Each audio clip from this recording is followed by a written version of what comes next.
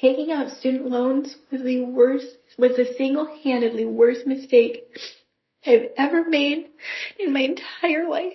At this point, a college education is pointless. It was pointless.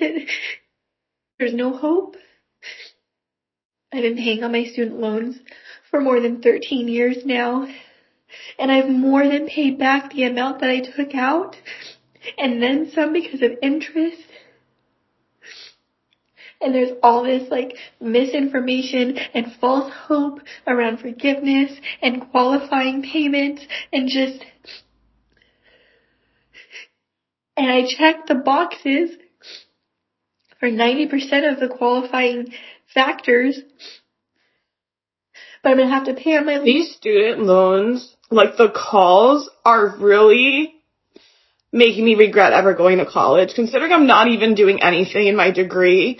But, these calls are just a reminder that I'm, first of all, doing nothing with my life. Second of all, broke as shit. And yes, I hee ha ha about it here, but, it's literally not a joke. It's, embarrassing.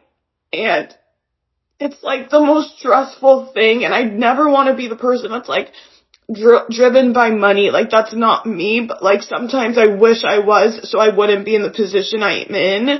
And, dealing with these calls and having to basically say my situation, I literally cannot pay off an amount on these damn student loans.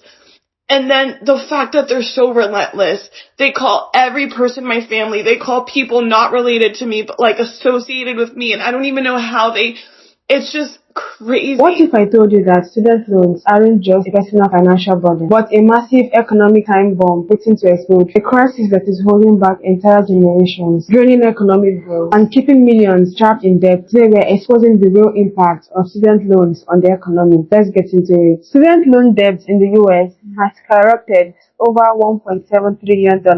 That's more than credit card debt and auto loans combined. Nearly 45 million Americans are buried under student debt, struggling to make payments while trying to afford basic life necessities.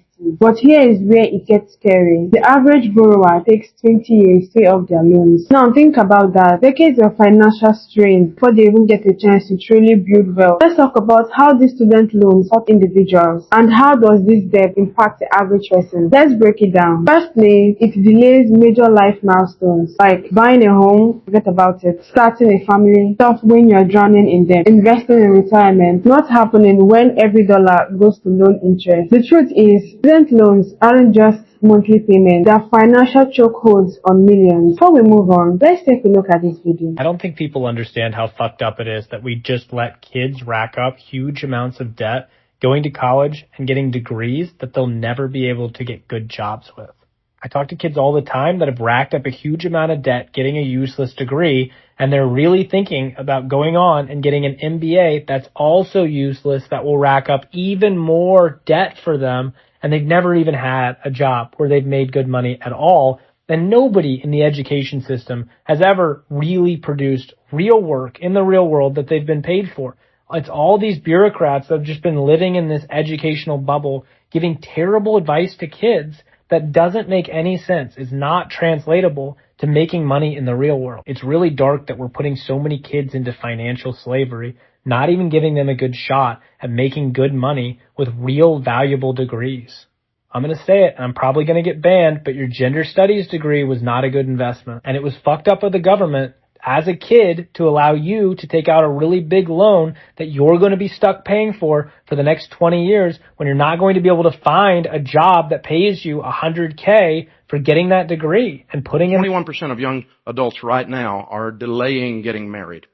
31% of young adults are delaying moving out of their parents' home. 40% of young adults delay saving for retirement. 47% of young adults are delaying buying a home because of student loan debt. First rule of college is pay cash.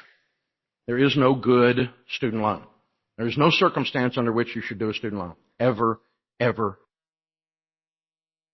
But the real danger isn't just personal, it's economic. When millions of people can't buy homes, can't start businesses, can't invest in the economy, everyone suffers. Home ownership rates are declining, businesses are losing potential customers, and consumer spending is dropping. In fact, study shows that student loan debt is responsible for a $400 billion loss in consumer spending for the last decade. That's money that could have gone into growing the economy, but instead it's trapped in loan repayments. Here's the question no one is asking. If so many people are suffering, who is actually benefiting? Interest on student loans generates billions in profit every year, and colleges, they have been steadily increasing tuition, knowing students will take out loans to pay. It's a profit-driven system designed to keep borrowers stuck in a circle of debt. In a significant move, the Department of Education recently laid off nearly 50% of its workforce, totaling 1,300 employees. This decision stems from the administration's belief that student loans should be managed by other agencies, such as the Treasury or Commerce Department. Critics argue this could lead to disruptions in financial aid and loan assistance, affecting millions of borrowers. Let's hear what students or people have to say about this.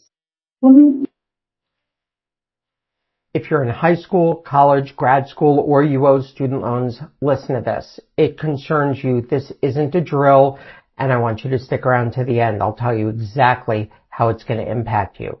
The U.S. Department of Education is going to lay off half of its more than 4,000 employees today, Tuesday, March 11th, 2025. Earlier today, the department told staff that D.C. offices would be closed on Wednesday and they would reopen on Thursday for security reasons. Employees were told to take their laptops home with them and to work remotely on Wednesday.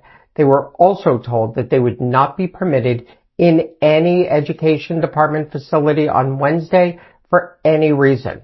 Now combine this with the news that Donald Trump is expected to sign an executive order directing the Secretary of Education to take steps to close the department. Maybe you think that it's not going to matter to you, but it does. The Department of Education allocates billions of dollars in aid to colleges, to universities, and to public schools at the K through 12 level. It also issues about $100 billion in student loans and more than $30 billion in Pell Grants every single year. So the Department of Education and the student loan industry is in shambles, to say the least. Here's everything you need to know. So earlier this week, the Department of Education fired a lot of employees, about half of the workforce. They basically fired 1,300 employees, and another 600 have already accepted layoffs or buyout offers. The Department of Education only has 4,100 employees. It's the smallest department in the federal government. And these layoffs are not being spared in any department. Every single department was impacted with the reduction, even the Office of Federal Student Aid, which oversees everything student loan-wise. The Ombudsman, which handles a lot of complex administrative disputes between student loan borrowers, and the Department of Education was really impacted. Also, Borrower Defense to Repayment, which reviews applications for borrowers who were misled or defrauded by their schools, as well as, again, the Office of Student Aid, which handles communication with borrowers, has. So what's the solution? Loan forgiveness, free college, income-based repayment plans. The debate is heated. Some argue that forgiving student loans would free up money for spending and investments, boosting the economy. Others say it's unfair to taxpayers who already paid their way. But here is what's clear. If we don't find a solution, the crisis will only get worse, potentially triggering a financial collapse much bigger than we expect. And also, the proposal to shift student loan management to agencies like the Treasury or Commerce Department raises questions about efficiency and borrower support. While intended to streamline processes, this transition could lead to confusion and reduce assistance for those in need. So what can you do? First, stay informed. Second, advocate for real change in the system. And third, if you're dealing with student debts, look into smarter repayment strategies, refinancing options, and financial planning to minimize the damage. Because one thing is certain, this isn't just a crisis for students. It's a crisis for everyone. What are your thoughts? Share your opinion in the comments below. Thanks for watching. Bye.